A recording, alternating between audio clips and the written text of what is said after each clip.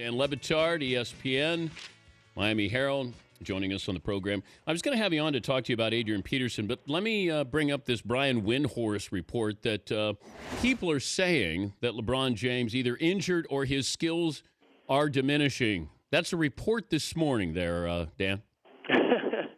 3 games in, I thought we had learned perspective after 2010, and in 2010 we saw that they started 9-8, and we didn't really like that team, so the coverage was hostile and lacked perspective. But I suspect that now you'll get a lot of narrative twists that will be more like, well, LeBron is playing poorly on purpose to break the bad habits and culture in Cleveland that they have, and allowing Dion Waiters and Kyrie Irving to find themselves. Wow.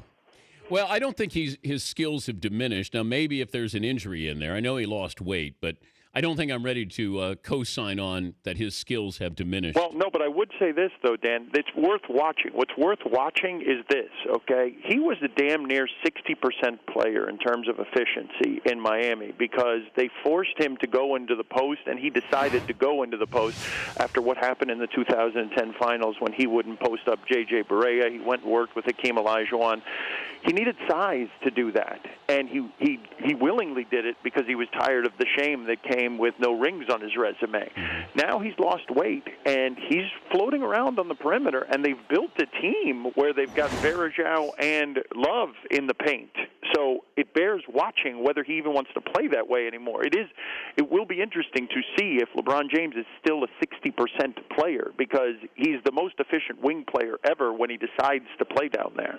Well, you're also looking at I think he defers to his teammates when he knows he has talent there. I think it's a quality that he has, but I think it can also hurt him a little bit. He's not necessarily the let me just have it, get out of the way Kobe type mentality.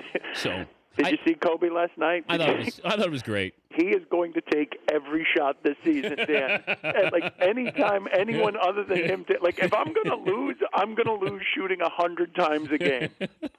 Would you trade him? Kobe? Yeah.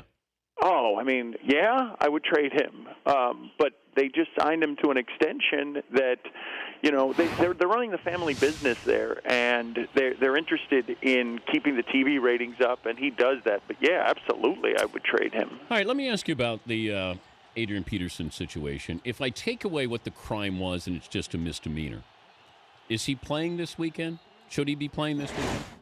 Well, they've got a bye this week, and that's a mistake I made yesterday. But, yes, I would play him in the next game. I'd play him in the next game anyway, Dan, because I figure an 8-game penalty for a misdemeanor is enough. If you want to take some more money from him, I'd understand that. But taking half a season of playing time from a running back is the stiffest penalty ever for a misdemeanor. And I know we get, shocked by the pictures, and I understand why we'd be shocked by the pictures. But, these things should be collectively bargained. And what was collectively bargained is if you're a first-time offender and you get a misdemeanor, there's not a big penalty. He's already endured 8 games of penalty. So to me, the problem is they've got an image crisis. They've got a conduct policy that's a mess. They've got a commissioner that's in hiding. So they have to do things for image control. But if you're being fair with what's collectively bargained, he's been punished enough.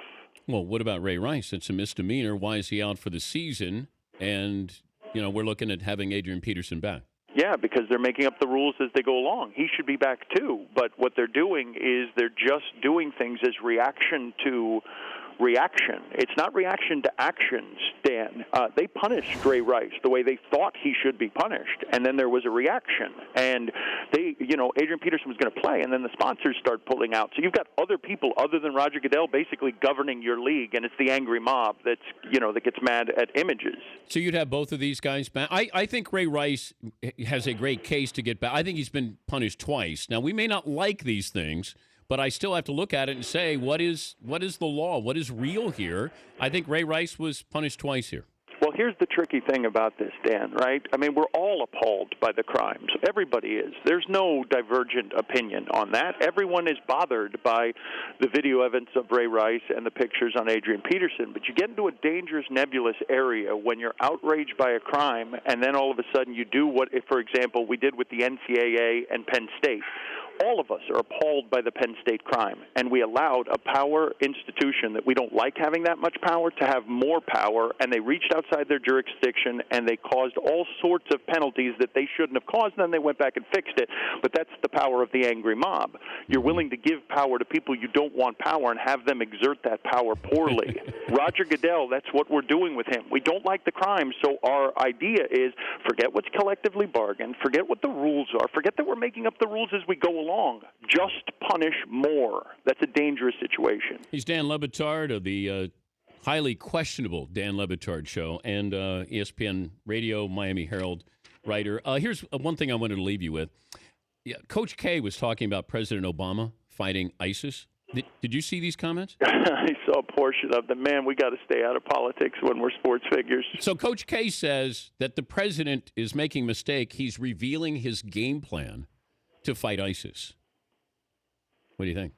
I love that Coach K, when it comes to politics, becomes us, the media second guesser. Like, there's so much in politics that you can put back on sports, that the way that we cover sports, like, it's so easy. Like, he's doing to Obama what we do to him, and that he gets mad that we do to him.